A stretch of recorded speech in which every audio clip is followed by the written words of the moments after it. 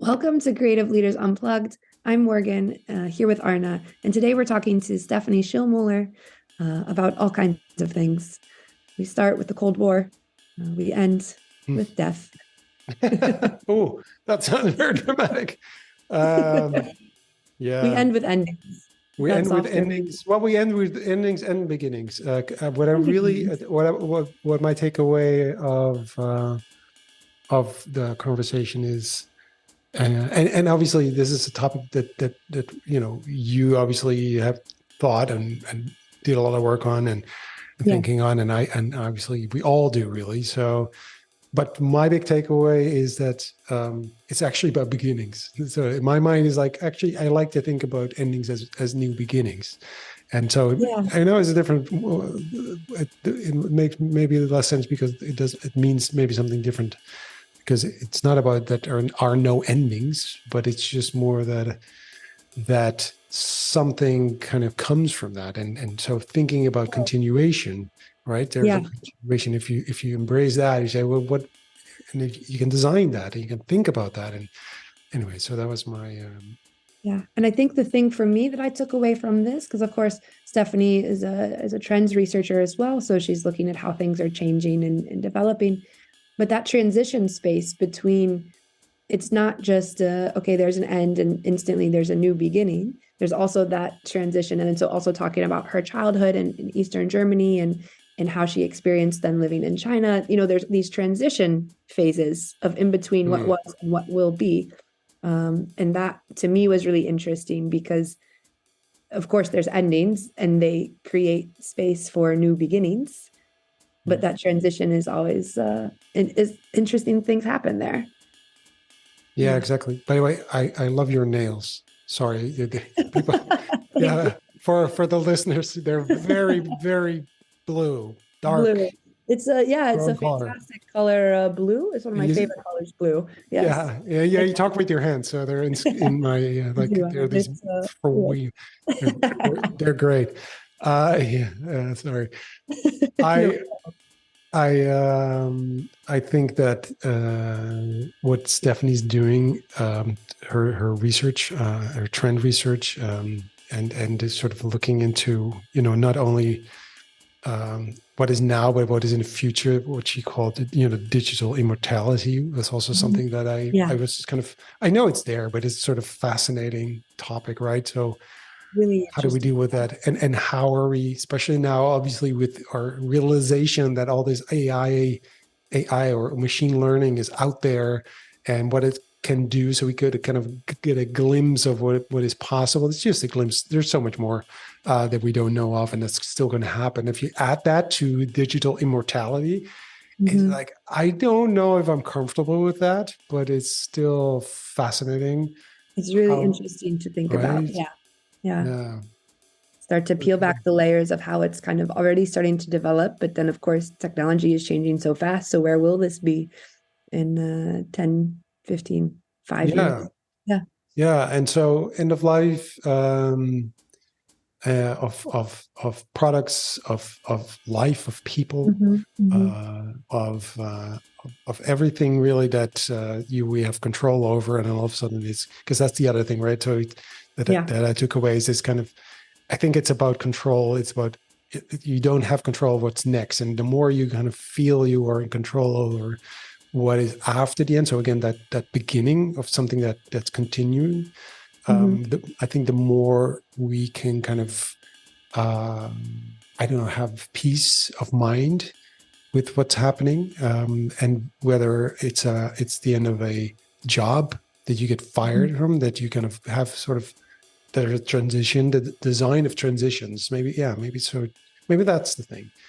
If you have control over transitions and you can design that, and maybe not you alone, but maybe you and your community, your family, or your employer, or whatever, the people who kind of have some control over the way you live your life, if they can, if that kind of helps you get some control over these transitions, because I think no control of the transitions are the worst. It's rough.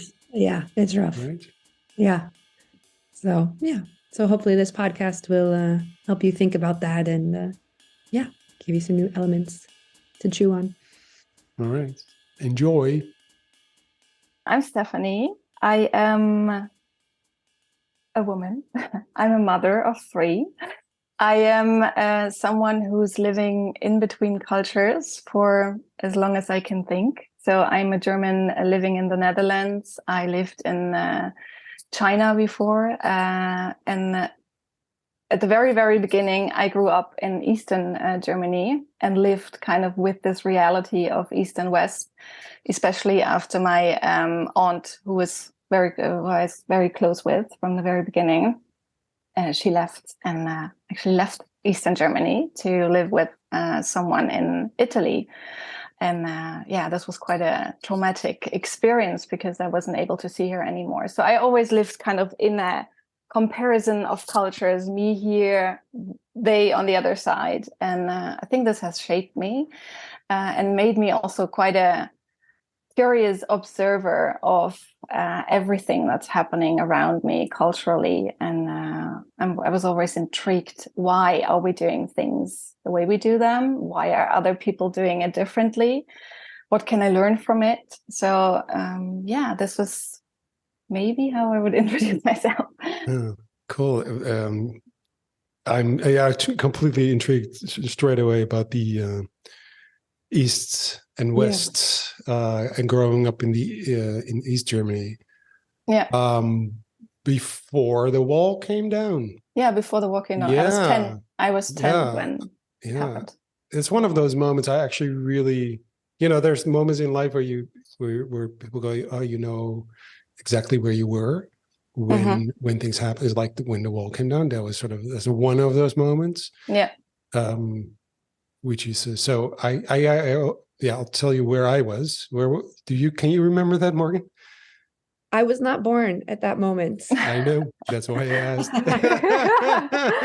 Just to show the difference. Recollections are a bit fuzzy. Yes. Yeah, a little bit fuzzy. Yeah, exactly. So for people listening, now you know. Now you know. The difference in age here. Because I do remember I was in Norway, and it was just on a newspaper. So this is also no Twitter, no social media. It was just a newspaper, and it said that the wall was gone, and we were like, and that was in Norwegian, and I lived there at the time. So, but Norwegian wasn't perfect. I was like, is this saying what I think it's saying? And because it was such a strong part of our kind of our reality, if you will. Such a huge thing. I grew up with that. That was a thing, which was odd. Now looking back, it's like that was really weird. But like many things that if you look back at it, it's so odd. Yeah. But you obviously experienced that from the other side. Yes. What do you remember? Yeah. Well, when it happened, I was sitting on the couch on the sofa of my parents, and we were watching TV, and we saw all these people sitting on the wall in Berlin and celebrating. And I was 10, so I really had the urge. We have to go there. I don't know. I want to be there. And certainly, there was a lot of lots of political action happening beforehand, and we were living actually close to Leipzig, where all the demonstrations were. So we were well aware of what's going on. And so we sat there, and I don't know if it was the weekend directly afterwards or 2 weekends after, my parents actually said, okay, we go. You really want to go?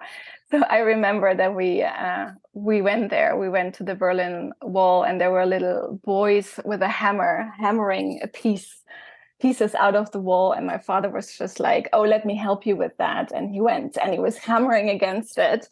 And the boys were so happy because all of these big pieces fell out. But then my father took them and said, oh, thank you for the hammer. So you can go on. No, he shared.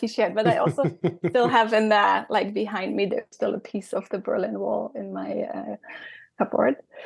And so this is what I remember. It was also a big disappointment because there was not much behind the Berlin Wall back then. So exactly. I really wanted a Bravo magazine, which was the Western German youth magazine with all the artists in it. And so this is what you wanted. So we had to walk for really I don't know, an hour before we found a shop where you could buy this magazine, and then we had to walk all of this back. So it was a little bit of a disappointment that the beauty paradise, the beautiful paradise that I was expecting behind the wall was not really there. But yeah, this is it. And when you said it's a weird experience, I mean, it often comes back. Like when I had to register in the Netherlands when I came, I had this weird encounter with this woman who took my data and filled in my name and address and everything.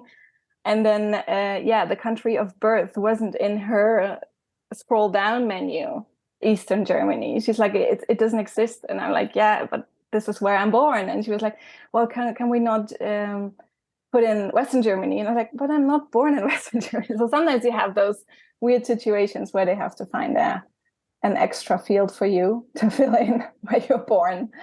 But that's for now. Yeah, right now it's really funny to think of that. Still, it's interesting, right? That you there's a I don't know. I think there's a theme. We'll come back to this.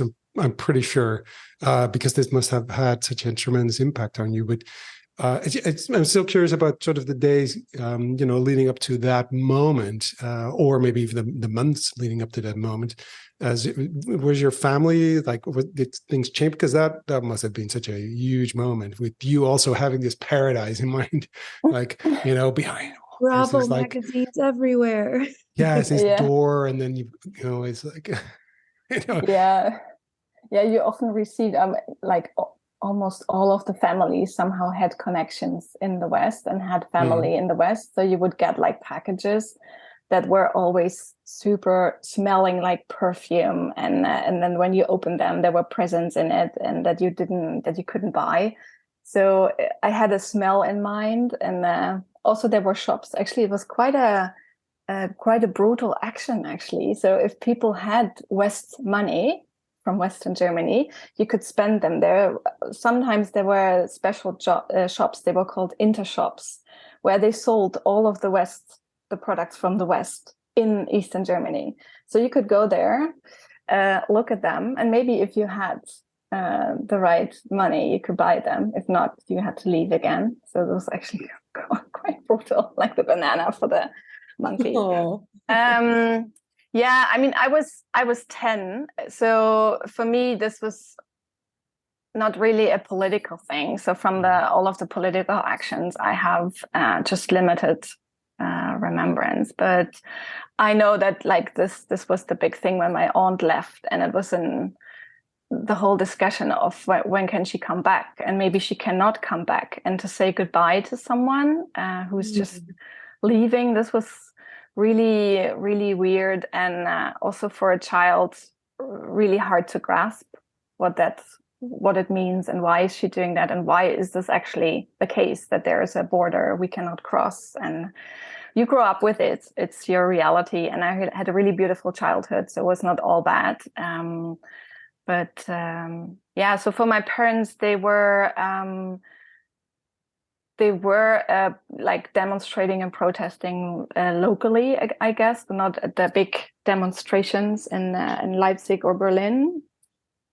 And for them, certainly it was very interesting to observe what was happening all of a sudden. And actually, now that I talk about it, I think that's a good conversation to have again with them, how they really felt and what they thought of all of the action. But certainly for them, it was also, I mean, it was the sister of my father, so he was very much looking forward to also being able to see her again without restrictions. But we also had family in other parts of Germany that we could reunite with. So did that happen? Was that the moment where you were like, oh, let's go visit all these people? Because I don't know. Was that a thing that like, oh, get in the car, here we go? Yeah. Or how did that happen? Did that take? There were transition phases, if I remember correctly. Like for the first time, my father was only allowed to go on his own. But I think this was still before the wall came down. There was like a transition phase where there were less travel restrictions. And I remember that he went to my great aunt, who was living in the northern part of Germany, who later on was the reason to do the research I'm doing now. So, and funny enough, it's also connected.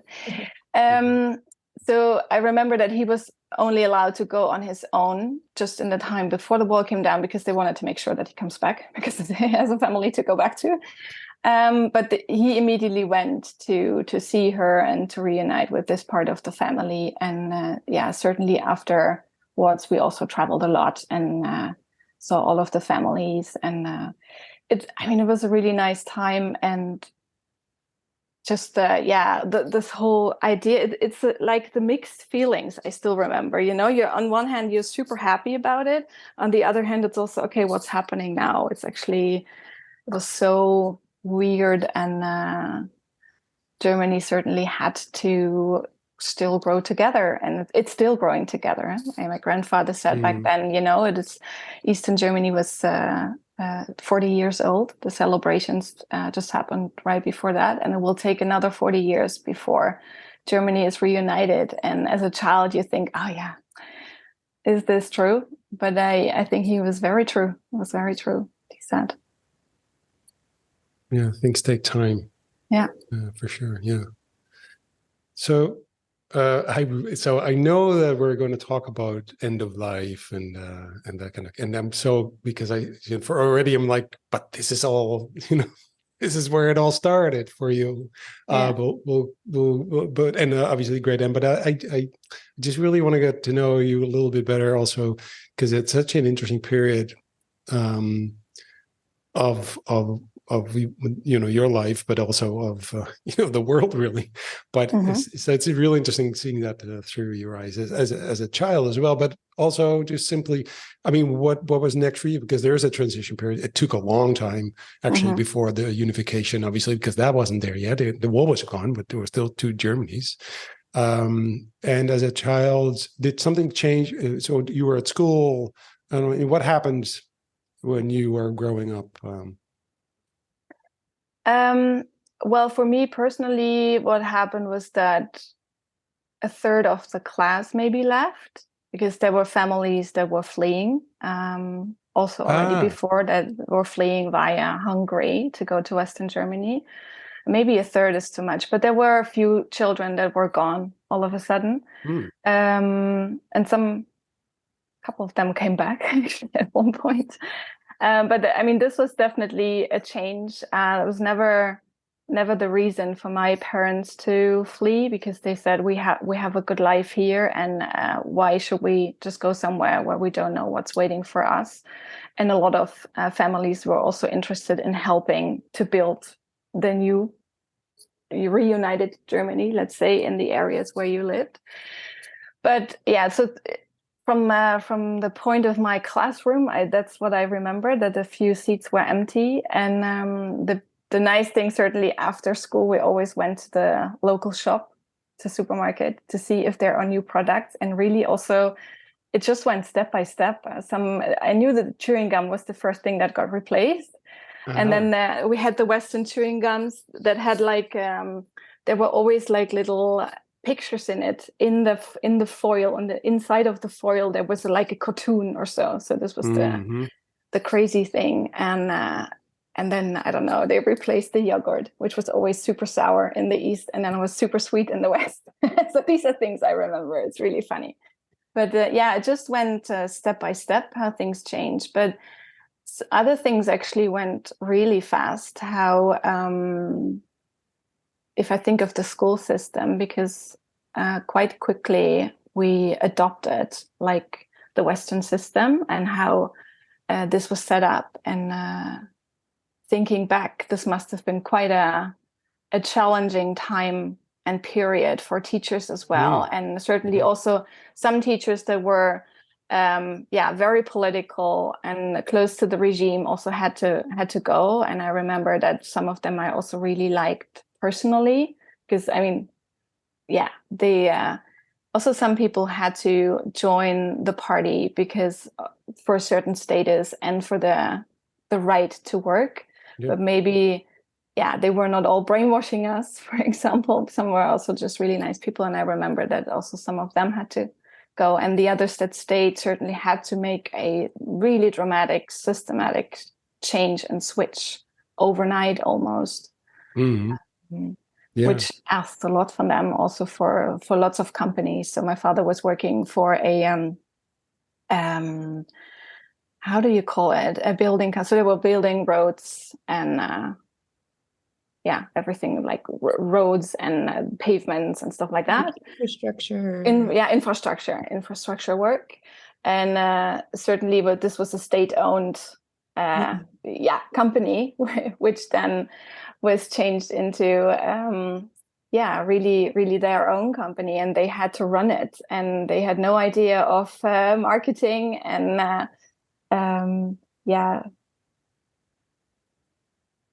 all of the logics and things that they had to go through. So this was really a dramatic change for a lot of people, and I sometimes think that it's not really valued enough how much they had to go through and how much they had to learn overnight in such a change of systems, and what an achievement that was for lots of them. I think sometimes this is also the miscommunication we have at the moment. Yeah, because the transition for everyone was very difficult, obviously, because it entails so much more than just a political change, or it's such a even on a just a visual level. I mean, I went to East Berlin.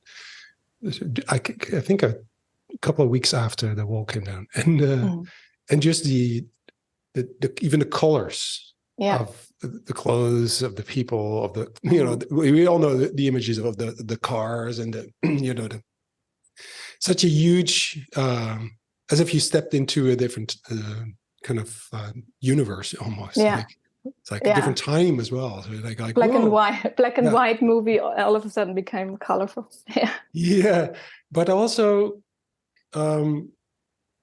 it's that during those that transition, so much was also lost that it was actually really good to. I mean, for instance, there's a part of East Berlin that is in the east. It's I forgot the name of those streets, but it's like this beautiful part, and in the west it was all gone really. So there's also parts of of East Berlin that should have stayed, I think, and so we also, I think the West also just didn't notice the good things of what started kind of that was alive and well and also positive in the East. And we were like, oh no, this that's all crap. So just like bulldozer it all away because the culture, So I can imagine that people who adults who grew up and worked and built up stuff in East Germany were still must be like feeling that it's kind of erased, like everything there is like it doesn't count. Because that was the bad thing. So is that something? Yeah, you have two things. And that also interests me from also the perspective of my death research and how people are looking back at their lives and their heritage. So there were two relevant things. One was that people very willingly, certainly, and happily threw away all of their heritage almost. So there was a lot of trash. Well, it was not trash back then. Actually, it was not trash, but people were throwing out their furniture or objects that they didn't need anymore that got replaced by the newer things. I don't know, even if it was just a television or a chair, and that went for quite a while. I actually remember I started studying in Weimar, which is where the Bauhaus University is. Famous Bauhaus was also. This was how we equipped all of our student rooms, because you could still find all of the chair and furniture and really nice old Eastern German stuff on the streets regularly. So still it went for quite a while, but people were replacing the old with the new, and I know that a lot of people regretted that. that it went so quickly for them, and that they sometimes didn't think twice, like, I don't know, a specific clock or design objects in the home that reminded them of maybe their grandparents or whatever, you name it, that they threw out these things and don't have them anymore. And the second part was that certainly also a lot of the design elements and the visual and the identity of the Eastern German population was replaced with products from the West. So you also, at one point, you couldn't buy things anymore. Simply, like, I don't know, the chocolate from your childhood, or you were always using a specific pen, or you were like, I don't know, those design icons that we all grew up with now. I have them. Well, from IKEA, my children will have them. So there is kind of something to hold on to, and okay, this it will always be there. So there's some kind of a promise of stability and trustworthiness. But these items also got replaced, and they are just gone. So certain things are just gone forever. And now we go to the museum to look at things I grew up in my childhood. So it's a bit of a weird thing. But also, the interesting part is how people cope with that they also lost a part of their history and willingly threw it out. And now they try to find it back. Yeah. Oh, that's so interesting. And especially like because I studied product design. And of course, you can come at it from like a practicality point of view, but there's so much sentiment behind these objects that we grow up with, and to not have your favorite pen anymore, be able to buy that there is a little like a strange, sad grief that goes on with that. And like there was a few months ago, my parents or my grandparents both passed away. I don't know, a few years ago, but there was a few months ago, I remembered like the very specific forks they had at their house. And I just started crying. I was like, I'm never going to see those forks again. Yeah. And so that is a weird, and how do you see that people have been coping with that?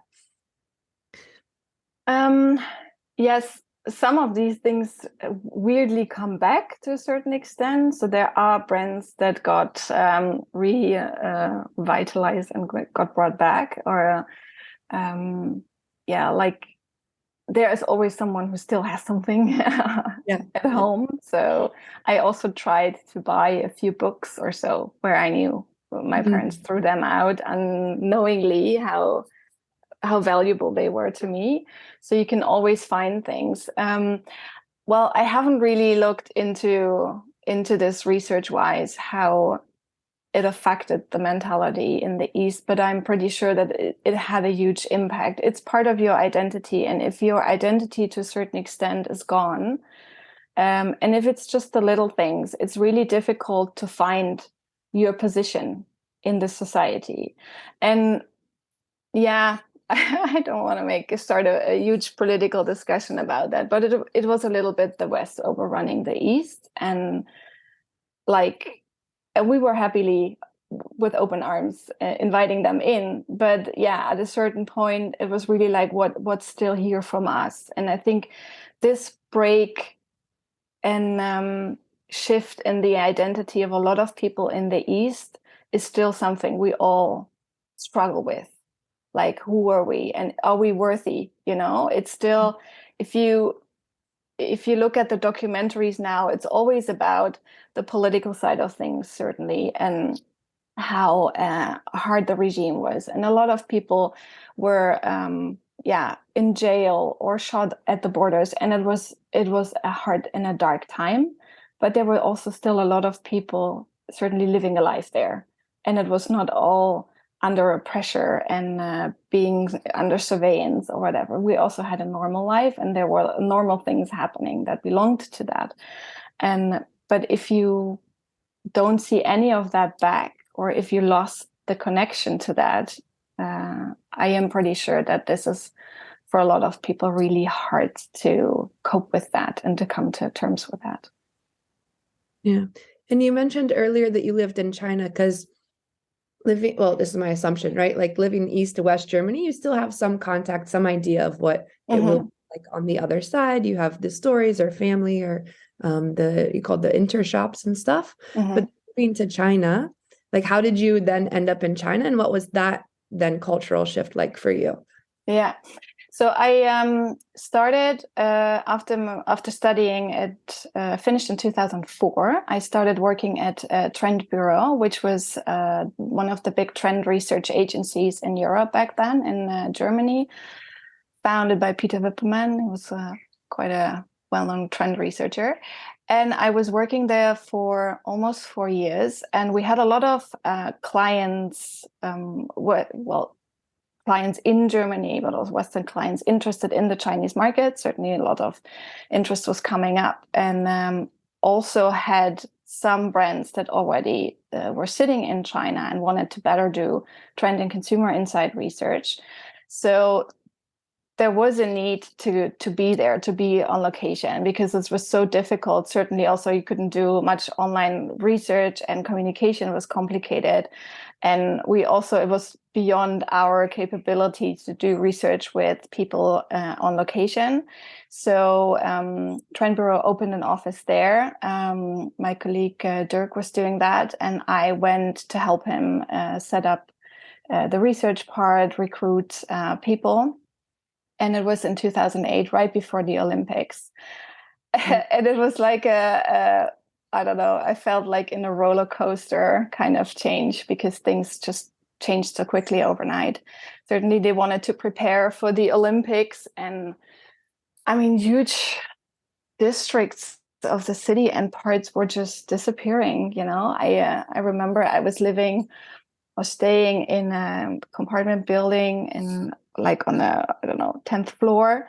And I always had to walk through one of those hutongs. So there's older areas of China, of Beijing, very typical, like the smaller huts. People were sitting in front of it, selling food that they just cooked, or doing their things. So I had to work through these small and narrow streets of this hutong to get to the office building where we were. And it was gone overnight. Really, literally one of them. It was a few streets, so they just tore them down, and also planted a few trees. And then the next night, the next row of houses was gone. So change came very quickly there. And I always thought, but now where did people go, because you just saw like the demolished buildings, and there was a black net over it. And a friend of mine then told me, but if you see that the white dots on the net, it's for the planes coming in. It looks like a parking lot from up there, so they didn't have to get rid of the gravel. They just put like a parking lot looking like net over it for the time being. And then later they planted trees there. I found it horrible, but people that were living there longer said, well, maybe for a lot of people was also a relief, because they all got a house or an apartment in a big apartment building with central heating and water. And for most of them, it would have been better. But I'm also pretty sure that big parts of them also got pushed out of the city to find a place to live elsewhere. So to a certain extent, some of the places I went to, it felt a little bit like going back to the eastern part of Germany. Yeah. The vibe, but it certainly was also quite different. But the change, the pace of change I've seen there in those 4 months was really dramatic. But it definitely also had to do with the Olympics and a regime that just completely turned everything upside down. Yeah. Without asking. Yeah. The pace of change is, that's one thing, obviously, because it is about, you don't even have time to go through a real transition, right? So, because you need to kind of let go, you have to be able to go through that transition and feel. And even if it's a transition you don't want to go through, but if you have to go through, you're going to have to go through that, those steps. And if you don't get that time, if they just put you, even if they put you in a better the apartment in the case of Beijing, and being kind of cynical and thinking, yeah, I don't really think that really happened. But even if it did happen, I mean, that is such a big change for people. So, I mean, you know, rationally, you might go like, well, we have central heating now, but emotionally and psychologically, it's not that easy. To your, you know, your story of, you know, the East Germany and West, that paradise, you know, yeah, it kind of was. It wasn't what you thought, right? Because it's more things are more complicated. But you know, regarding China, I mean, I've been to Shanghai not too long ago. There too, you saw, and it wasn't as radical or not as speedy as with the Olympics in China, but in Shanghai also, there you see sort of the older parts of the city, which are actually, you know, if you go through those, and it's still probably they're gone now because it's a few years ago, so, because they basically demolished those older parts of the city, and what they put in place are, you know, the things we all know from big cities. It's like the same, everything's the same, but it's also the social cohesion. I think it's gone. So you know, the apartment is great because the older buildings probably were, you know, there were poor living conditions probably, for sure. Like in Shanghai, you could see in the older neighborhoods where, you know, if you walk through those little streets, you could see there, you know, the buildings they don't have some central heating. It looks really poor, et cetera, et cetera. But everybody knows each other in the little streets, and you know, there's neighbors, there's communities, right? And then they're being put into these new building blocks, and then, you know, it's like it doesn't work that way, I think, because I mean, maybe new communities will emerge for sure. Neighbors will get to know each other for sure. But that, you know, but you're throwing away not just buildings, you're throwing away communities. So I think that's probably also what happened in Eastern Germany. And to your point, you know, like their, you know, children from the class disappeared. You know, they were gone. But new things will emerge. But there's that transition, right? Yeah. And I think that's what we're talking about. Right, we're talking about transitions, and so going from A to B, going from one situation to another situation is not.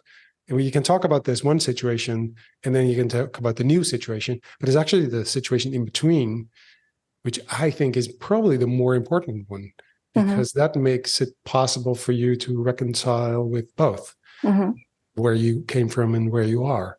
And we forget about transitions, I think. Yeah. Is that something you recognize?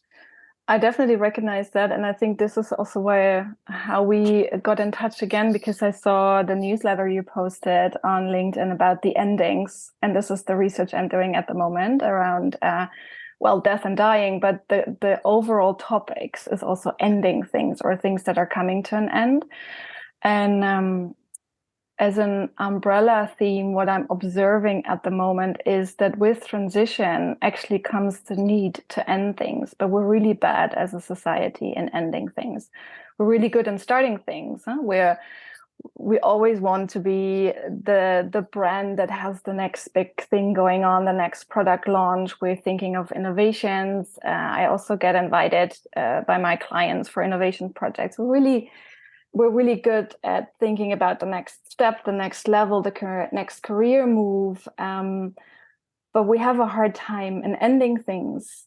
And this is, it is complicated sometimes. But if we could find better rituals for endings, and also the willingness to bring things to a good end, it's the better transition that we can facilitate. That's what I'm sure of. And one of the parts that I was busy with at the moment looking at is, for example, how all of the recent restructurings and layoffs of big corporations are done, that are also not bringing relationships to a good end with their employees. We've all seen the Google tweet where employees came in the morning and they had to scan their passes, and if it was red, they were fired. If it was green, they were allowed to walk through. Or Twitter employees actually asking via tweets if they are still in the company or not. And there are a number of different examples, but if we want to do a transition and a transformation as a company as well, we have to look at these things. And my theory, but I really think that we should get better at starting and ending things and coming to good closure for the sake of a good transition to something new. Yeah, and there's the concept of ending well. I took a course called engineering, and basically how you can design things for the end, and this concept, okay, how do you end something well? And it can be something, as, okay, you're, the employment in a company or a relationship or a house or, a phase of life. But it's so interesting to start to think of, okay, what does it mean to end something well? And it really, I've shared that concept with a few friends, and it's really opened up some really interesting discussions. Yeah, I think the engineering is also especially looking at product life cycles, right? How you can also end or basically kill a product, but in a good way, or introduce a new one and make this transition. And that sometimes also just products disappear and people are really frustrated. I had that with a face cream that just disappeared from the market, and you're like, yeah, but just let me know, that at least I can buy the leftovers or transition myself to a new product, but just like boom, gone. Yeah, find something new. And that's interesting. That's a really interesting thought, because although that seems like trivial, right? The product that it's just can't buy. If you go to a supermarket, sometimes there's a product that you always bought, and all of a sudden, no, we don't have it anymore. We go like, but that was my peanut butter. It's gone. And this is trivial in a way, but even in a tiny little instance, you go through the same thing. And obviously it's not as huge as losing your house because of the Olympics, or your you get the red light or whatever that happened at Twitter, where you're like, oh, I lost my job. That's not trivial, but in a way, it's sort of the same kind of almost. We don't think about these things, or we don't care, or do we don't want to care about these things, even, or we can't care about them because they're too complicated, or they take too much time, or too much effort, or something, or to even think about that. But there's also something about this, being able to allow for people to let go of things, which takes time. So that transition moment of knowing that something is going to go away, and then having sort of a story that goes along with that, like, okay, you get it, and it's still sad, but it's happening. And sometimes, and also with end of life, sometimes you don't get that opportunity to say goodbye. Sometimes people just disappear. And I'm getting addicted to these podcasts that are like these cold cases and people. So I'm just listening to it's mysterious. Someone disappeared and they can't find this person, right? And this whole podcast about searching for this person, and they never find these people. And so those families are left with this big question mark. And so I was listening to one story where they actually found the body of a missing person years after that person disappeared. And that was good news. So that was such a relief for the family, because they kind of, now they knew. So we need closure, right? Somehow. And although we're like, yeah, does it matter? Because, the person's gone and just dead, and, there's no way, because whatever, he or she's lost at sea or something, but you need confirmation, you need closure. And it has something to do with that transition, right? It has something to do with this idea of moving from one state of mind to the next state of mind, or being able to say, okay, I can let go of this. And even if, if you're losing your job, you're losing your house, losing a loved one, losing your face cream, if you get confronted with it, it's like, oh, all of a sudden there's a gap. There's something. There's emptiness there. Yeah. It can be a little bit, maybe trivial, or it can be a big one. And so how do we deal with that? Mm-hmm. Or is that just something that can we actually deal with that? Is there a way of making that more positive or better or? Well, at least already to face these things, to face endings, you can try to position yourself and see if you can make this better. Because I think sometimes we don't like to look at it, at those endings. In the case of your podcast, I think it's also, maybe it's not closure, but it's more like a logic element and a missing piece in the story. And the ending of a story matters the most sometimes. So you really have to end the story for you to make sense or to work with it and that you can continue. So if there's a missing piece for a lot of people, this is a problem. But overall, I think, we should start to look at endings more. And do you think it's a problem? So I'm just thinking, is this something that is a sort of so if we consider sort of our inability to kind of deal with endings, or let's consider that as a sort of a thing that's what we're talking about. We have a problem with endings, or dealing with endings, or designing the right endings, et cetera, et cetera. Is that a modern problem? Is that something that has that been like this in the past? Because we are kind of, in consumerism, this kind of the individualism, this kind of all these things. I think they play a part in in the way we consider who we are and what we're. So, for instance, we want the rewards of our work now in our lifetime, and not passing them through to next generations. It might be nice, but so we were especially in schools and business, it's about short-term gains, short-term profit, short-term kind of rewards, and not about long-term. I think this is a big difference between maybe family companies and stockholder shareholders companies. Is that something that do you know anything about, that there's been a change in the way we look at endings, end of life, end of cycles? It's a quite broad and maybe also philosophical question. So overall, I think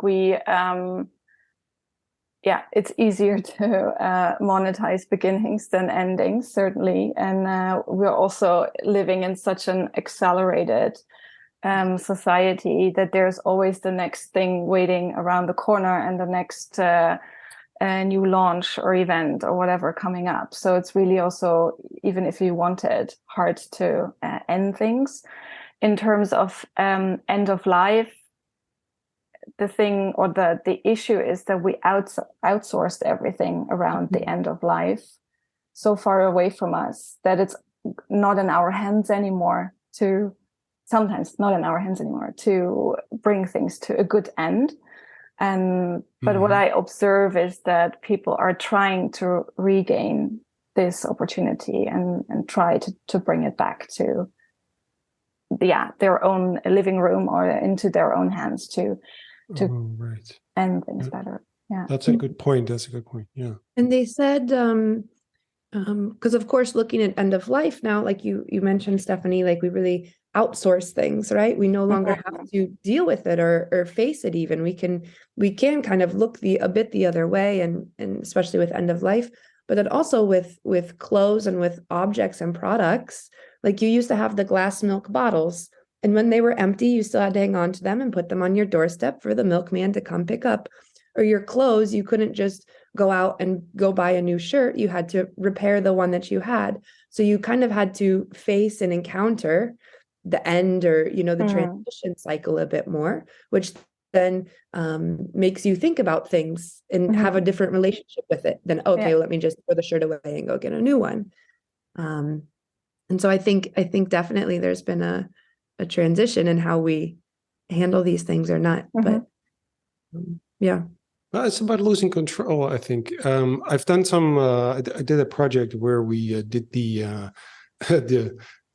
customer journey of people who were actually at the end of their life. So, and which is interesting because that's a customer journey that ends. And usually, customer journeys don't really end there. In this case, it did. But actually, while doing it, we thought, well, actually, no, it doesn't end because there's family and there's all these other people that actually are there. They're still, and so it doesn't end. It's just a matter of perspective. But one of the things that came to the surface, at least, was really clear, is that the losing control over what's going on around you was one of the things that people felt as sort of one of the worst things. I mean, yes, it's, of course they know they're going to die, and they know that's going to happen, but actually the things that they said was one of that they really felt was no, annoying is not the right word, but sort of unhappy about was sort of that everything was kind of taken away from them, the control over what would happen, who would visit them, everything. So little details, they had no control. So one of our concepts was to kind of give people at least a sense of control over their own agenda. And so there's this feeling of, yes, you still have a control. You still have something to say about this. And I think that's probably, if I think about it, losing control, even with your face mask, you're going, the whatever, or my peanut butter that disappeared, is that I hadn't, you have no control over things. It's just, it's outsourced. And even sometimes you don't want it to be outsourced. You have, so I think it's, is control, is that a thing that in your research and in your work, is that something that you come across as an issue? Control, definitely, but it's also knowledge, because especially in terms of end of life, we are just not knowledgeable enough, since death and dying has been outsourced for so many years and put away from our immediate visibility. We also just don't know a lot about it, and don't know terminologies, don't know processes, which leaves us without control, because we don't know what we can control, and we have to trust others in this.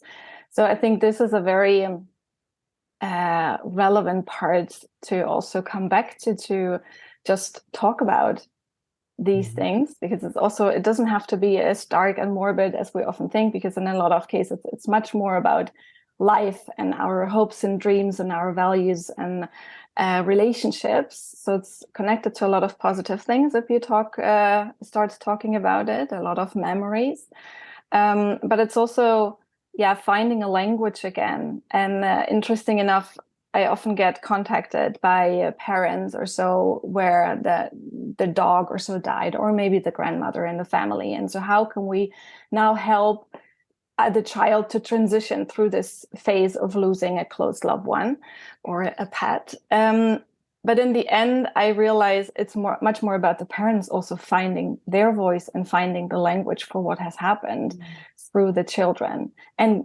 making the transition themselves and learning what we're usually not talking about that much in society. And I think if we can find a good common ground to talk about these sometimes also difficult issues, and we learn the language again, we can better transition all together.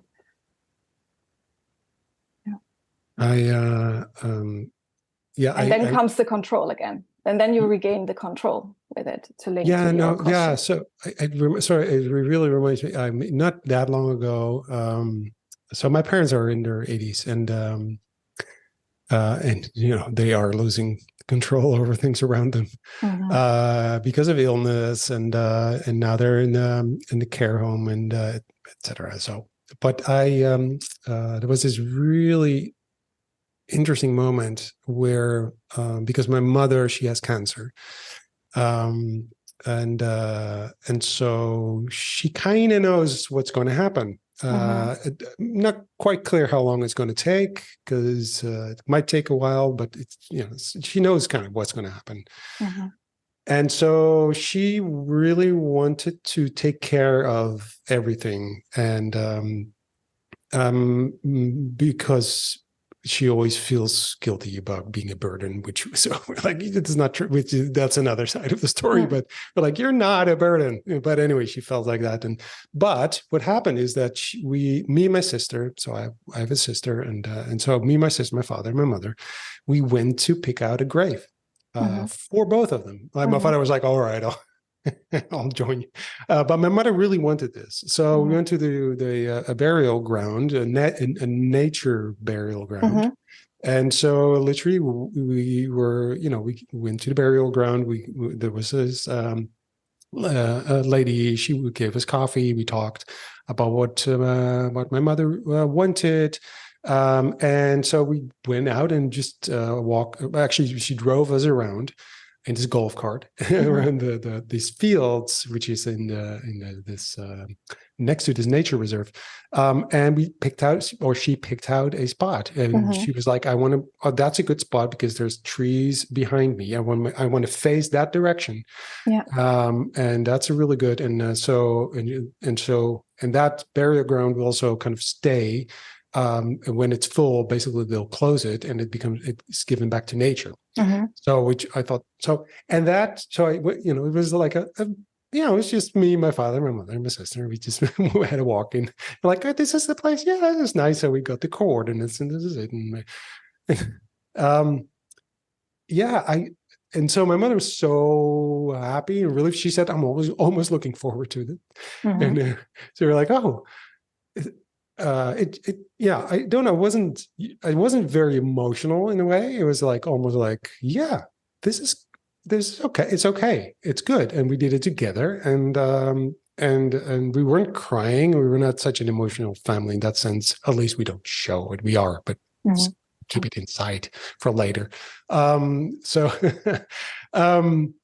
that sense of control of your endings, I thought it was such a beautiful way of doing that, and such a almost like, why don't we all do it that way? And I was because they're right at, when I was home, I was like, oh, I want this too. I said, we were looking up, are there some, is there a spot left for me? Because I have never really thought about it. Yeah, I mean, this was also one of the parts why I started with this research, is seeing such a situation and going through such a situation 3 years ago with my great aunt, who didn't have the chance to make a lot of decisions herself, because her health deteriorated quite quickly. And then it was not about choosing the nice plots and having the nice conversations. No, it was about really a short period of time where we had to do a lot of quick and hard decisions. And it was really so little about her and us and our emotions. It was really about, administrative questions and regulations and financials and all of the things that we couldn't do, although she might have had the money to pay for it. But no, has to go like this. And I was just thinking, oh, we could do so much better as a society. This has to be different. And also, later on, seeing around the funeral how this was organized, and recognizing that there is an industry that has just a lot of trends and new developments we see on a daily basis didn't have had an impact yet, was quite a eye-opening experience to think, oh, we should treat this differently. And I would like to show these opportunities and show these concepts and brands and ideas that try to enable us to have a different approach to it and talk about it. And maybe like you had the experience now with your mother, to walk through this very difficult period a little bit lighter, and spend the time with your loved ones and talk about the things that are relevant, and not talk about Excel spreadsheets and payments and insurance questions and stuff like that. Yeah, for sure. because those practical things, they kind of do. I mean, they're there, so it's easier to talk about. So, for instance, they still have their house; it needs to be sold, and so there's all that administrative stuff, basically, that it's easier to talk about. That's easier if you're talking about emotions. For a lot of people, it's difficult because I don't know. It depends on the family, obviously, and who you are. Because with my parents-in-law, it's very different. They do kind of show emotions more easier than my family does. But the sense of I took care of things also, and I said a little bit. I talked about my mother being a burden, but I think a lot of people will have that feeling that I want to leave something that is a positive thing, right? It's not just about. It's not. So in a way, the ending is also a beginning. Right. So the ending is not, I mean, it's an ending maybe for some things, but there's a beginning of something. I mean, your face cream, you have to replace. It's a beginning of a new relationship with your, my peanut butter. Actually, it might even be better. Who knows? Or worse. And I'm still sad because actually it's worse. But so also with end of life, it's the beginning of something else. And if you feel that that is a positive thing, I think we all want to kind of have this, at least most people, I think we want to kind of feel that. So like my mother, she feels really nice about this because she's, it's taken care of. We don't have to take care of that. It's all sorted out. And I really like the fact that I can visit my mother's grave, which now sounds, because she's still alive, so that sounds weird.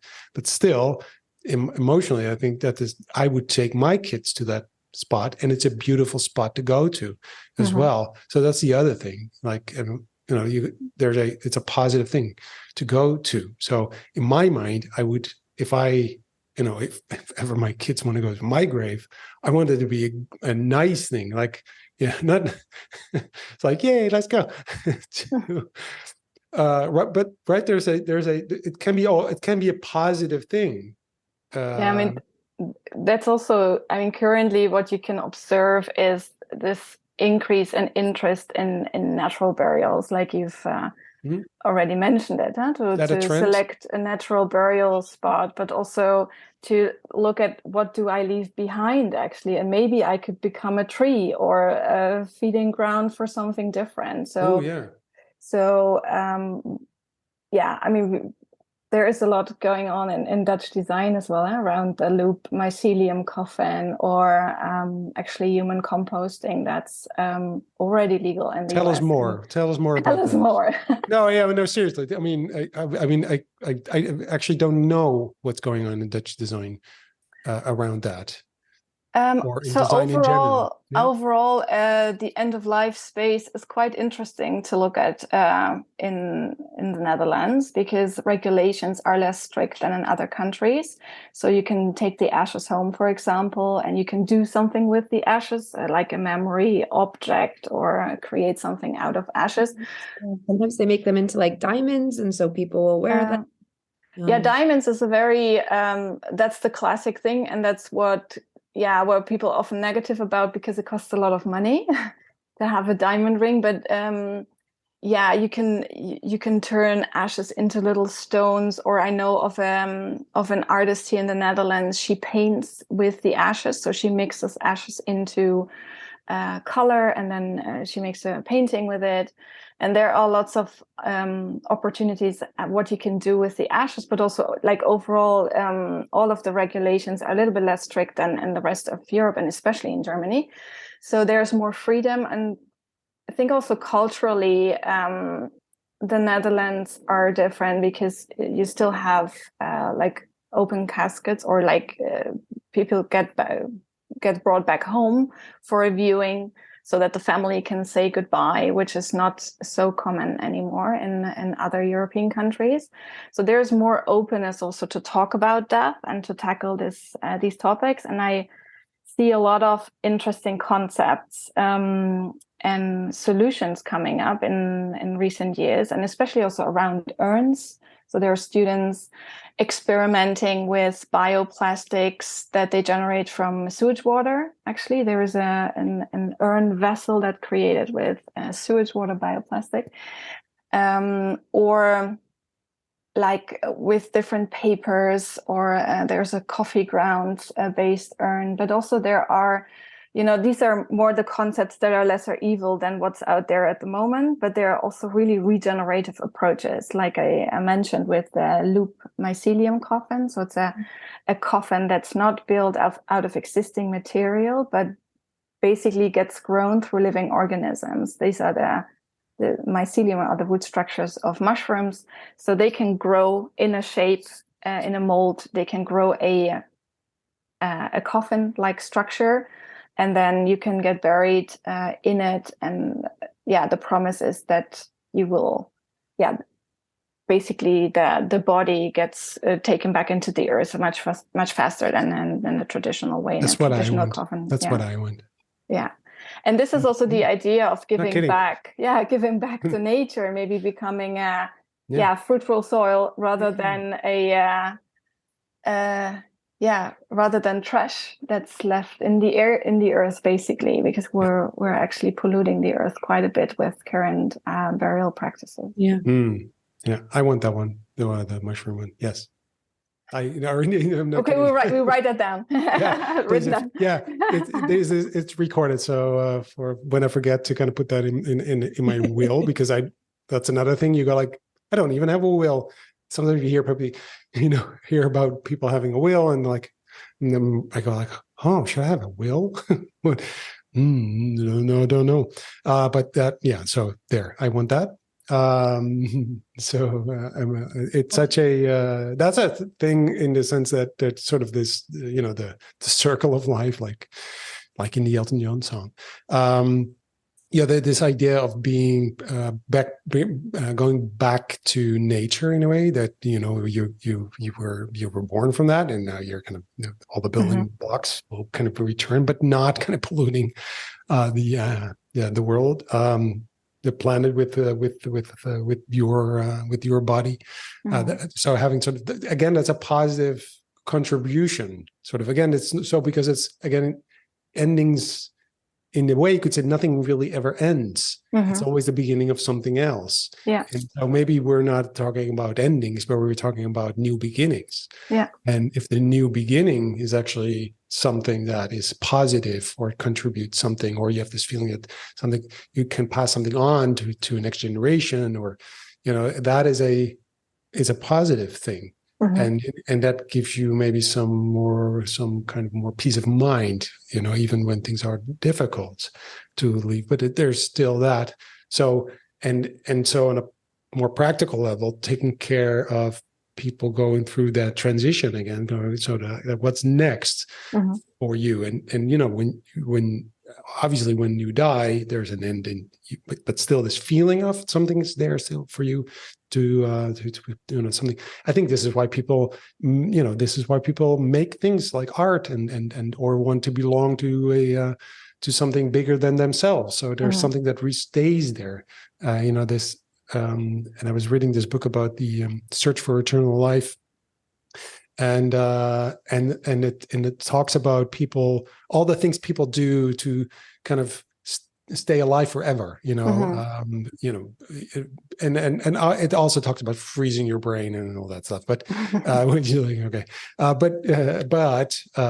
this urge of living forever, we want to live forever, which probably is terrible if it happens, by the way, because what if you have eternal life? I wouldn't go out on the street. What if you have, you were supposed to live forever and you get hit by a truck? That's really bad. I mean, that's like, he didn't die young. He died. That's someone. Wow, that's a horrible kind of thought. Anyway, that's a whole new topic. But it's just like no. But the idea of looking for eternal life also is about belonging to something bigger than yourself, right? So that sort of was kind of talked about in that book, where people also want to kind of, which is, for instance, religion, but it's also about being part of this whatever football club or something. Being a big because it's bigger than you. Mm-hmm. And that stays. When you die, that's still there. And so, and for instance, if you are a true believer in something, and that's such a big part of your life, that's actually bigger than your life, you can't also convince people that you're wrong, because it's not about being right or wrong. It's about eternal life. Mm-hmm. So if someone can, I mean, if someone comes to the door and says, I believe in this, and I want you to believe in that too, and you have evidence that that person is wrong, and you say, no, yeah, I have news for you. I have evidence that your opinion is wrong about this topic. That you're amazed that they still don't believe, or they don't change. They don't go like, oh, I didn't know that. Oh boy, you're in, because you're taking away something bigger than being right or wrong. Mm-hmm. You're taking away eternal life. That's sort of the whole idea of that, kind of what that book was about. But I think there's such a truth in that. So, you're looking for something that stays, and that stays when you're gone. Mm-hmm. And it's like a foundation or bedrock of something you can rely on, that you that's not going to change. mm-hmm. Right. And I think, we have this idea like, okay, our favorite yogurt is going to be here forever. You don't think about it. You just think it's a given. And then your favorite yogurt is somehow not the same. And it's, oh boy, okay. It's something that impacts. Yeah. But it can be better. I mean, we just learned that, it can be sweeter yogurt, and you go like, But still, there's nostalgia about the old yogurt. If you would have this silly question, but if you could taste the yogurt of your childhood, would you like to? Yeah, the why sour not? one? You go like, be curious about that. Sometimes I would like to just time travel, just Mm-hmm. for a day, Right? just to go back as a researcher, as a curious researcher. Yeah. Because the stupid thing is that just like retroactively looking back at things, like what are the things I would like to do actually, or the questions I would like to ask someone, or so that's just what after. What kind of places do you think you'd want to investigate? Well, I've done a lot of food research projects in my life, so definitely food has always been kind of a core interest, because it's so elemental for a society and for a culture. It shapes us, what we eat, what we drink, what role food plays in our culture. So I would investigate that for sure. And I would love to look back at times without digital communication tools and how that felt and went, and also just sometimes to remember also all of those transitions that we went through. When I started in 2004 working at the agency, we were also still communicating via fax machines, sometimes getting image rights from the big image banks. And I'm like, okay, sometimes I feel like a granny, but so much has happened in such a short period of time. Yeah. So this would be definitely a thing to also look back at and be more mindful about all of the developments and how they shaped us. And so I think that I mean, you're probably well aware of this because we kind of mentioned this as well, but your experience as a child, where something big, a country basically ended, a culture ended, and then something new started. Is that something you're consciously aware of, that is such a that's still something you're doing? I know that you said, your great aunt kind of sparked that research, but listen to your story, obviously your childhood, growing up in the East, and then the wall coming down, et cetera. It's all about transitions and endings, right? Is that something that you're conscious of? I was always conscious of my role as an observer of change. I was never so conscious of how actually, I had to face a lot of transitions myself and how they inspired or influenced me. So it's an interesting thing now that came out of this podcast interview for me as well, to look at that. So I always felt like, okay, I'm a good observer because I've observed a lot of change over the course of my life. But I'm actually, I've been in the middle of it. So Big this one is too. So this is part of the identity and of a way of thinking. And it's interesting to investigate that further for myself. I would, because I think that's part of your psyche, not your identity, but also I think that is you have had a, it probably hasn't been traumatic, but in a way, I must have been, really, to be honest, especially when, the things you described of children, all of a sudden not coming back, and this idea of, this wall coming down and then paradise would be there, and it's not, and it came later. It came later a little bit. Yeah, sure. But I mean, yeah, of course, but it's all different than you thought. And it's, and that's basically, I think that's, is part of, losing control, regaining control, again, seeing your family also dealing with that in whatever way. Everyone had to deal with that. Everything kind of slowly, but actually quite quickly changed, especially when you were 10, right? So that's a really important moment of life, when you kind of are still, you're growing up, everything is kind of developing. And so in the middle of that, this huge cultural thing, this has been a big thing on the world, on the planet, and on the worldwide, on all our cultures. It was a big thing for me, and I was just on a mountain in Norway. I mean, I was just like, oh, that happens. That's amazing, because I grew up with that. So for me, it's also part of my psyche, but way different than in your case. So that's my, this is my diagnosis. Thank you. Turned into a therapy session. Yes. Now, so yeah.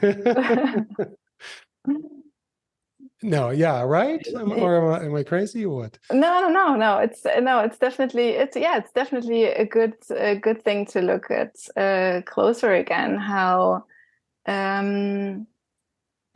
how this transition affected me and my close loved ones, and how we managed to get through it. So you can definitely draw a lot of conclusions from it and learn from it, and was also a shift of perspective for me in this talk. No, good one. Okay. I was going to say, it's also interesting because you're a trend researcher, and that's how things change. And in order to know trends, you have to know what they are and where they're going. And so you've also been experiencing this change a bit your whole life. Yeah. Maybe this was what brought me there. So I was always, like I said, I always felt like an observer, observing that the change that has happened. I loved future novels, and I was a big fan of Captain Future. Morgan, you might not know it. Maybe Arne knows Captain Future still, the TV series. So the future things and changes and shifts, and there was never an education for trend research back then. So now there is, but around the 2000s it wasn't. And I just remember when I read this one article about the work of my later boss in a newspaper, and he talked about trend research and being this observer and cultural researcher and analyzing those shifts and helping companies to respond to them. I felt like, okay, this is where I feel at home. This is what I'm doing my whole life already. So maybe I should do this for a business. And maybe it was secretly already inherited or in me all of the time. Yeah. Well, isn't it always really somewhere? There's always sort of I mean, that's why, I mean, it really, you connected so strongly to it. And but on another level, so I mean, is there a moment So you talked about your great aunt and experiencing sort of the way she kind of when she died and when the burial and all that, and that was a moment you it sparked something. You went like, huh, that's interesting. I would like to research that. So how did you go about that? Because how did you then? How did you do that? What you started research, you said. Can you talk a little bit about that?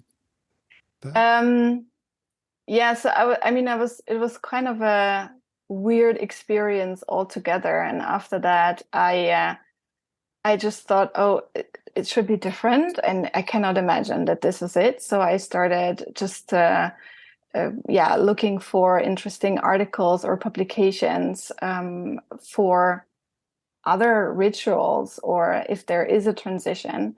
And what I did back then is, so you call it in trend research, you call it signals, or manifestations you find out there in society, be it a service, be it a product, or like an article about a cultural shift. I collected those signals on a Pinterest board, and I remember that it filled quite quickly because I got so, I don't know, sucked into this research, and I was like, oh, there's more. And, it's also so broad. It's not about death itself and what happens to us, but it's also a huge cultural shift, certainly. The role of cemeteries in our societies, you could look at the role of food around farewells and memorials. There's a whole topic of grief, how we remember things, the digital. So it's gigantic. The role of fashion. So you can look in a lot of different directions, and a lot of different aspects influence us and influence this whole topic of death at the end. So I had this Pinterest board, and I remember I had a call with a good friend of mine, Sabine. She's also a trend researcher, and I talked to her about it, and she's like, you have to do something with it because it's so interesting. And I was also very happy because usually the work of a trend researcher is very hidden and secretive because companies, certainly this is where the new innovations are launched and start, and new campaigns or so get made hidden in the room somewhere, hidden from the public. So you never really can show your work and your thinking, and a lot of stuff is under NDA. And I thought, hey, well, this is my passion project. I take this topic and I can just write about it. And then I was trying to push myself to continue. And I thought, well, Pinterest is maybe not the right board because I have no space to write about it. And I didn't want to do a blog because it was just way too text heavy. And I also, from the very beginning, thought that death also needs a redesign and needs a different aesthetic to help people to talk about it. Because even now, there is an article in a really big newspaper about death, and then they use the same stock imagery, like folded hands and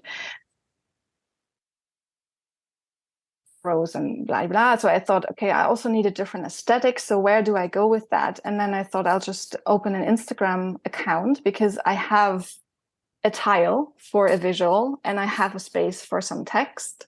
And it's basically, I can collect all my signals there and write about them. And I started just doing this for myself, basically. And also the algorithm kind of pushes you into continuing to always post something. And I also thought, oh, it's just a really good outlet for me to structure my thoughts in a way. Mm-hmm. And what I didn't really expect is that it quite quickly grew, and that there was not only an interested trend researcher community that was looking at it, but also experts in the field from death doulas, end-of-life professionals, palliative care nurses, to other researchers in this area that started commenting on it and connected. And this was, the beautiful side aspect also, that it's not just researching. So while I am exploring the topic as well, I am already in touch with others that feed me with information and that are intrigued about my way of looking at things, and also the breadth of the perspective. Because in a lot of cases, like I said, a palliative care nurse would certainly look at only this area, but they often also feel inspired by a broader perspective and like what other links I'm doing. And and now I also often get actually feedback from just, let's say, regular people that are thanking me for the inspiration. And it's often a very humbling but also beautiful moment to see, well, maybe they found an urn, or maybe they read about a ritual, or just overall they regained control of the process because they learned, oh, there's so much more that I can do. And I just know what are the right questions that I can ask a funeral director, and where are the areas that I want to bring myself in. And maybe I don't want to take over everything, but at least, I know I can paint on the urn myself. I know I can carry it. I know that it's relevant maybe to have those last conversations, and I know what to ask now. So sometimes it's also these things, not just professionally, that are really, really make me happy and contribute to this purpose of changing this industry. And I think it's rewarding, but it's very rewarding to have those conversations. And it's so life-giving, and it's for me, what continues to strike me about this is it's like the one universal thing that we will all have in common. Yeah. Is that we all have to deal with end of life. Yeah. And that it's so not talked about and not brought to the surface, but it's of course it's a really heavy topic sometimes and really difficult to lean into, but there's so much life. And there's so much beauty, and when you can step into that, it's so rewarding. And even if somebody has like a very difficult relationship with somebody and that person passes away, even if you dig deep enough, there's still always some glimmer of beauty there, and somehow, and that to me is like the magic kind of this end of life space. And you're also talking about the community, and I think it's just really and spectacular what you're doing with this. Yeah. Thank you. Yeah, it's I also, like, with all of the people I've worked with so far, I never had such deep conversations with a client before. Never even had a client and myself crying in a workshop because it was so emotional. But it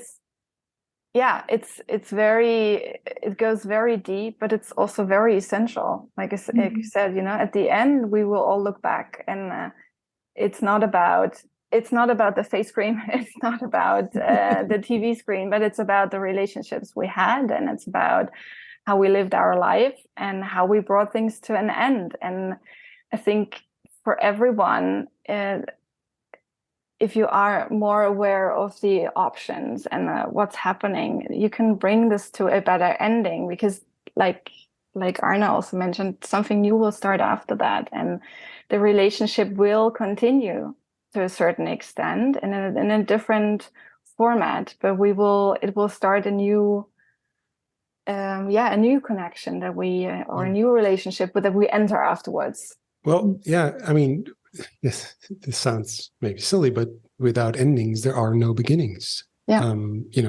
It's if you think about it, I mean, I just mentioned that if you live forever, you'll never leave the house. But I think if you really think about it, if things would live forever, then I think endings are also the source of creativity of human endeavor on the things, because we need to do things because it will end. It's because this is how we start producing things and creating things and building things, and because that I think it is part of what makes us human. Right? Because we know, because we are aware of the fact that it's going to end. That's a big difference between us and animals, they say. And obviously I still can't talk to animals.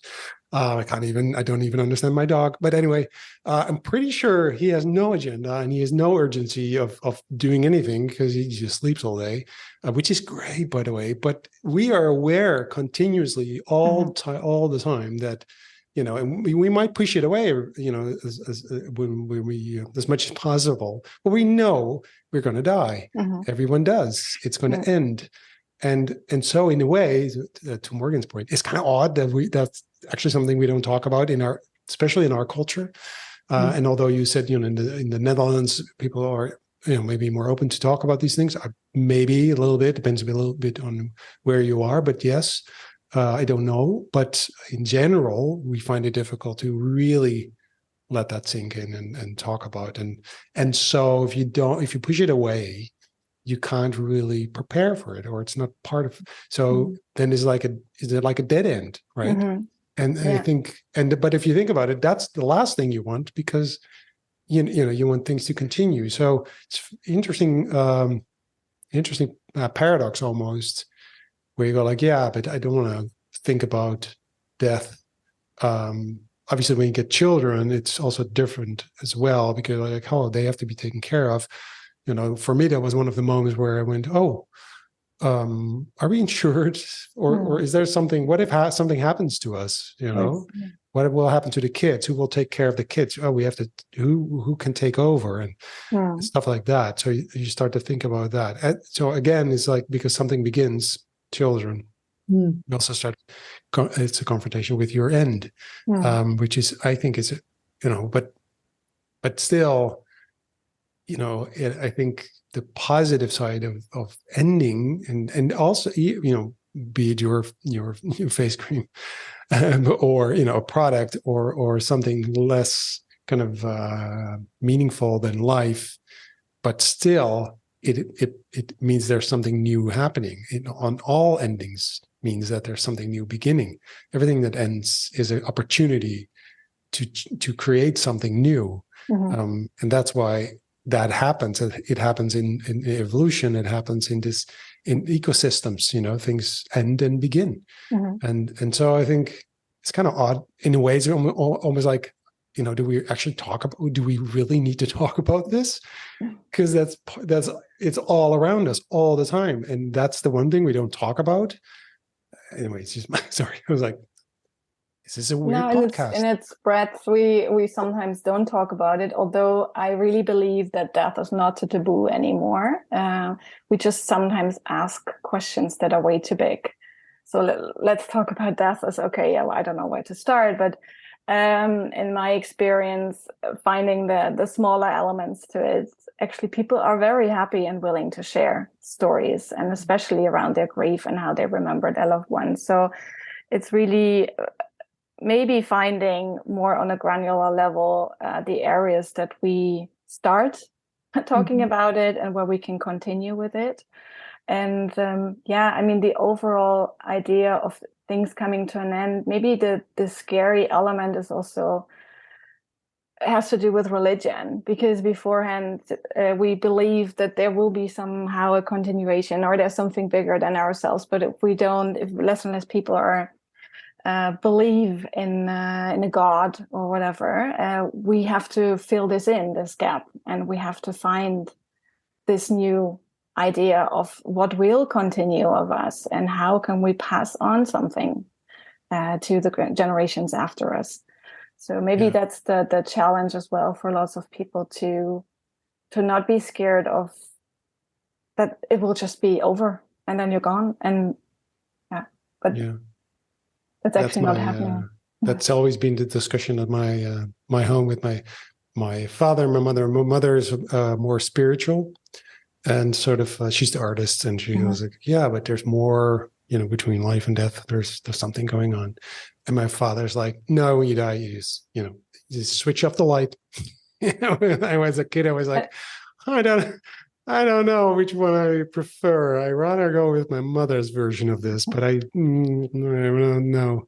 So yeah, but at the same time, I think it is about it is about a new beginning. So in a way, my brain's getting really stubborn. It's not about endings. It's actually not about endings. It's about beginnings.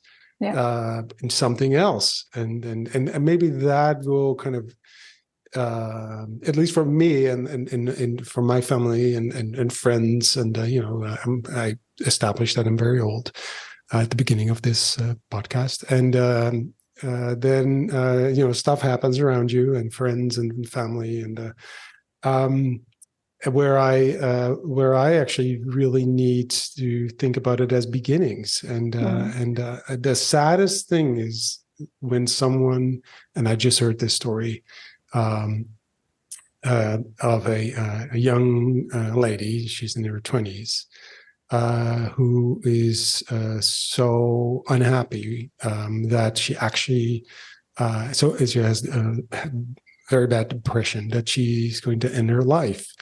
But then I'm like, that's such a sad thing, because that's probably the saddest thing I can imagine, that you live the life and you're so unhappy that you want to end it. And so the life that you led, was not nice and not beautiful and not filled with loved ones, and et cetera, et cetera.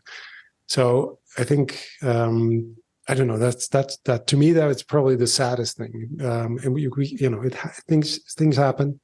Unfortunately, terrible things happen, bad things happen. But if you have the opportunity to kind of, have especially people around you, I think that's, and have that feeling of continuation, because people knew you, and whatever you leave, your story kind of still remains with them. I think that's part, at least for me, is like, I think that's part of why we produce stuff, and maybe, people write stuff or paint things or leave things. You want kind of something to kind of be left. And yeah, so it is a bit of my story is it's going all over the place, but this is my brain. That's my brain. It's my dyslexic brain. Sorry. And because at the same time, I was thinking about our digital selves, right? So, which is something that I think is also part of the trend, I guess, that there is that not just the trend of having a digital kind of self out there, which is getting crazy, because you can, with AI, you can even, in the near future, or maybe already, you can download all that stuff from Facebook and your Instagram and your Snapchat and whatever you have online, and they can kind of reproduce you as a person, and you can start talking to yourself, or so not to yourself. Sorry, your people who are still. Well, you could actually talk to yourself as well. Thought about that. Anyway, I can have a podcast with me. That's a really bad idea. Sorry, dyslexic brain. So how do we deal with that? I mean, how do we deal with our, this digital graveyard, if you will, which is kind of really weird. I think that's so weird, kind of being on a Twitter handle or a Facebook page of someone that passed away, and it's still there. Like, is there anything in your work that you've, you came across? Yeah. Now, first of all, digital immortality is it's happening. It's a core theme that I look at, and I'm very fascinated by it from a, let's say, sorry, you call that digital immortality? It's called digital immortality. Oh. That's what I call it, because you already are, to a certain extent, digital immortal at the moment. So just think of all of the data that you're leaving behind on a daily basis in your email accounts, in your photo clouds, in your NFTs, you name it, all of the connected home devices, you're leaving traces, all of the photos you're collecting and things like that, and the comments on social media. So there is a lot out there that will outlive you in the future. And there are opportunities to do something with it. So, I mean, there are already chatbots that can read all of the available data and create a chat response that might sound like you. Like there was this documentary about the life of Anthony Bourdain, this famous chef. He also died by suicide, I think, 3 years ago, unfortunately. And there was a documentary coming out later on, Roadrunner, about his life. And he is basically commenting the whole documentary. And they recreated his voice with AI based on all of the data that was available of him. So he could speak in his own documentary, but he basically never himself said those things. And so these examples are interesting questions of what do we do with it and what do we think about it. So overall, I think it's not all that bad. So there is a new theory in grief that is called continuing bonds. So we are continuing the bonds with those that we have lost, and we're not thinking about this closure idea anymore. So now it has to come to an end. You have been grieving for a year, so get over it. But we acknowledge that grief, like love, will stay forever. So there will be a shift in the relationship. Certainly it will not be growing or actively being continued, but there will be a continuation of this relationship. And there are lots of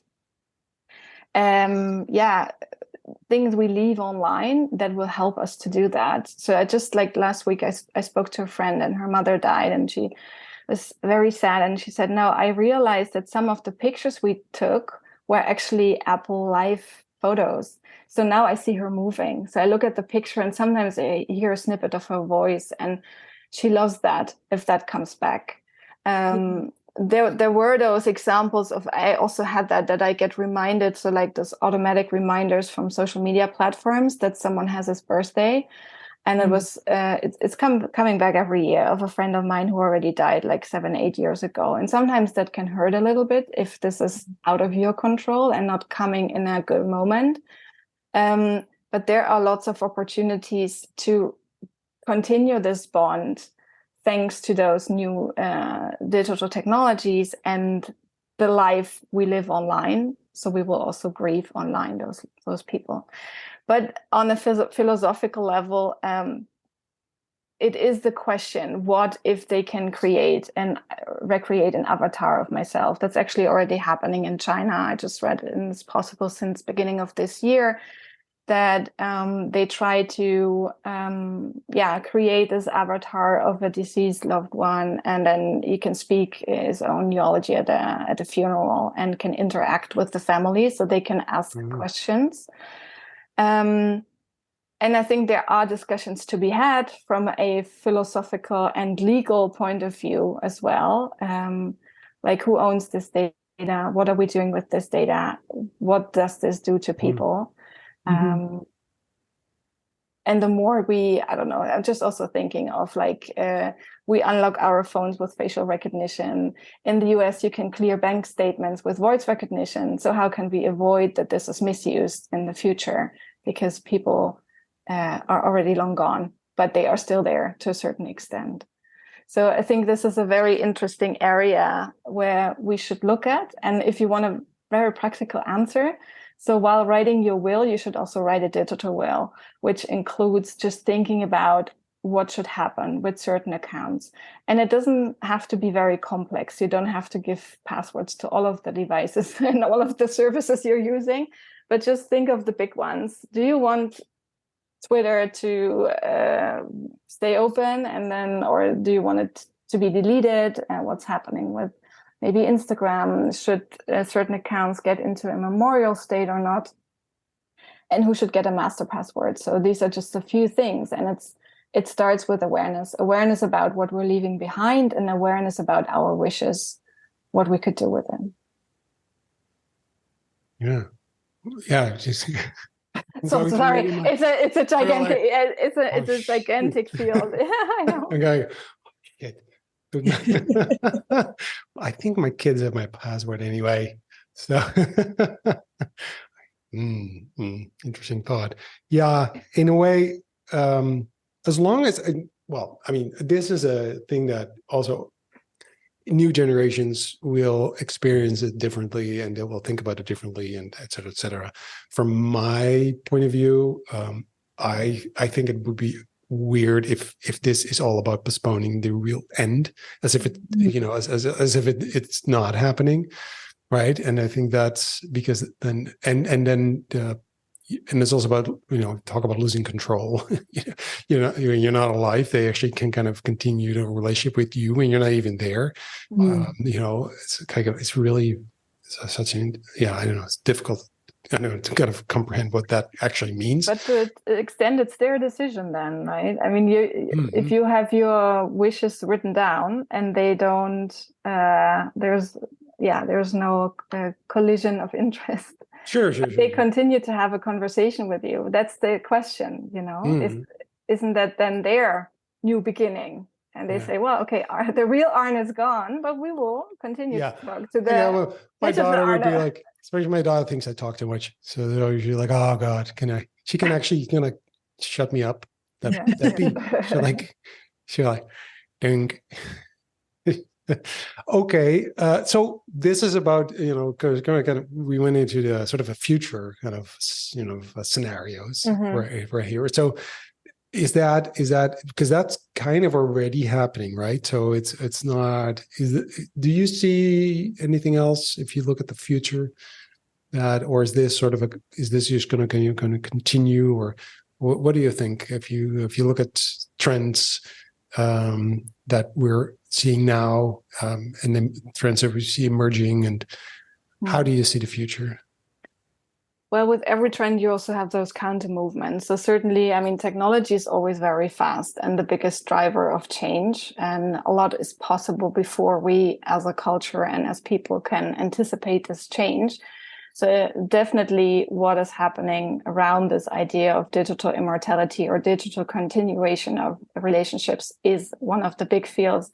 And the counter movement I see is actually really going back to the basics and going back to getting active yourself again and taking things in your own hands. And this whole movement around death doulas, so let's say helper person coming in that is sitting with the family and the dying person and helping people to basically also die at home and to have a better death. This is like the counter trend that's maybe not so sexy in that sense, like technologies and holograms and all these fancy things, but it's a very relevant development I'm seeing, that people are learning the language, know what opportunities they have. They are more outspoken about their own wishes, and the wider social network and families get involved, and we try to come to a better ending than having people dying on their own somewhere in a hospital or away from our being connected with us, is a big development. And this idea of letting go and letting go of a lot of also commercial options around them, and just stripping it down to the bare minimum of this is how I want to be surrounded by my family in the end, and this is how I want to go, and this is how they also think it can help them best to close this chapter. And maybe everyone should fill this in for himself. There are lots of individual opportunities to do this, like you just have the comparison of your father and your mother, and everyone has his own right to do it on his terms. But to have those discussions and to be more involved is the other trend that I'm seeing. And that will also still take some time, but with lots of the new opportunities I'm seeing out there, and be it like a coffin, but with the coffin also comes the ritual that is often linked around it that changes our culture. So these are the biggest two things I'm seeing. And around that, certainly this whole sustainability topic is a crucial one. But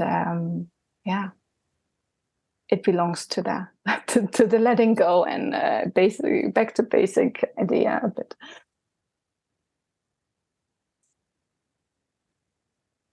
Morgan, Yes. this is a topic obviously that you're very interested in.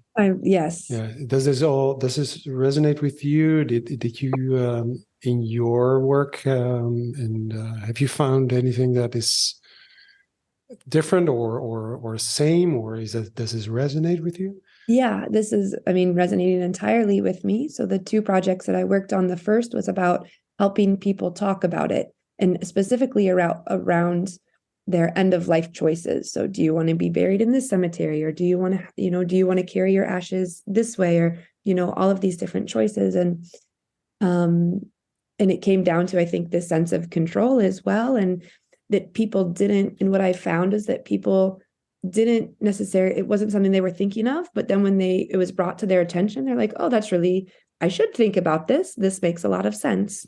But they just didn't have the infrastructure or tools to necessarily maybe help them into that conversation, especially because I was looking at millennials who aren't necessarily faced as much with end of life currently. You know, they're still, so that was really fascinating. And that was kind of like my first taste of, well, I guess my first taste of kind of like the end of life space was that we had a family friend who owned a funeral home. So, you know, we would just kind of hear these stories and we would see how he would approach things. And that kind of made it easier for me to kind of start to think about this. And actually, when I moved to the Netherlands, there was a art exhibit in City Hall. They have a big open atrium and they always do different art exhibits. And they had an art exhibit all about end of life. And I was walking through and I saw it. And I said, oh my God, there's so much more to end of life than just funeral homes, you know, and all of these aspects and elements I hadn't considered. And that was when I kind of got really, I could feel that there was something magical happening, like to me in this topic and stuff. And so then I got the chance to do a research project then about the choices. And but then I think with the memorialization, which is what I ended up doing my thesis on, that was so beautiful because not only were we looking at technology and how the future could move towards a more modern and especially when people are more geographically spread out, it then gets harder to have all of those centralized moments that a lot of people are typically used to. But the thing is that people want to talk about it and they just don't know how. If I know that somebody's lost a loved one, a lot of times I'm like, okay, well, I don't want to remind them of that loss. I don't want to bring up this really uncomfortable topic. But I also recognize that they're going through this. And the person is, oh, I don't want to be a burden. I don't want to mention this grief that I'm dealing with. So but they're both open many times to talking about this, but nobody just knows how to make that right first move. So when you can create that space for those discussions, for those stories to come out, it's really, really beautiful. And I think that's the thing that I really love the most. Because it's about, you know, it's about these beautiful memories. It's about this love. It's about this connection relationship that they had. And it is no longer, they feel as though it might be lost. You know, that person is no longer here to continue to build. But it's, if you can open that up and ask good questions, or one of my favorite questions is if you hear that somebody's passed away, oh, I'm so sorry. Do you have a favorite memory? And it's so simple, but it's so profound and so powerful because then that person gets to stop and reflect. And even if it was a complicated relationship, there's still usually one memory that they can say, oh, I remember this day at the beach or, you know, or this thing we would always laugh about. And to also get to experience that love. It also reminds me of like the importance of beauty of my own relationships and to cherish those. And yeah. And so I just think there's a lot of like, I have goosebumps even just talking about it. And so I think like when people can be brave enough to kind of enter into that, I think there's a lot of beauty and power there. And I'm really glad we don't live forever, quite honestly, because it makes me appreciate these moments. And even though it's very difficult to go through transitions and, you know, it's never something you would choose or want for yourself, you know, instinctively, it's really emphasizes the beauty of these moments, I think. So. It's also funny because often I get asked, aren't you very, or isn't that a very depressing and negative topic to research about and to talk about all the time? And I'm like, no, it's completely the opposite, because you just look at your life and what you have. And it really had an impact on my choices and sometimes on situations, how I judge them and how I enjoy certain moments. And this is what I hear from a lot of people that are also really working with death and dying, and nurses, hospice nurses, for example, that are super positive and optimistic people and just know what they have in front of them and to enjoy this better. So that kind of linked to your story as well, that it's good to talk and tackle those topics. Yeah. And I think for me, the human side, because of course there's a lot of different elements, you know, with death and dying. And I found that by keeping things to more like so if I dive into the biology, for me, that's where I start to get like, okay, this is weird, or not weird, but just not as much my type of thing. Mm-hmm. But then when I can stay on the human side and okay, it's about sharing life and learning from each other, those relationships or those connections, that's to me where there's the real the real energy and beauty. Yeah. How do we end the podcast? How do we find a good ending? Well, yeah. Well, and actually, because we talked about digital immortality, we're part of it right now. It's happening, people. Yeah. So this is immortalizing. This is going to be forever somewhere on the internet, and obviously quite soon. And then forever. So that's kind of odd. That's an odd thing, really. Like that when my kids, when they're grown up and my age or older, and when they're like, very old, they can still look at a conversation like this. And my beard is already going gray. That's why I'm growing my beard, by the way, because I was sort of like, oh, look, it's getting gray. Like I'm growing it a little bit. Because like it is really getting gray. That's sort of endings. There's endings right there. So but then my kids can look back, this could be like part of our digital selves in 100 years' times. It's such a weird thought, but at the same time, it's also a conversation that I would be really proud of having out there forever and ever and ever, because I really enjoyed it, and I think it's such a meaningful conversation. And so, Stefanie, I really want to thank you for having this conversation with us.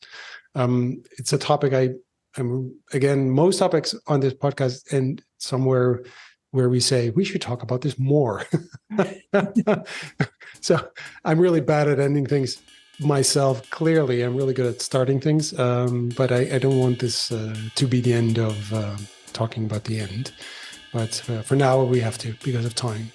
And so thank you so much for your story. It took a different turn because of your experience as a child than I thought it would.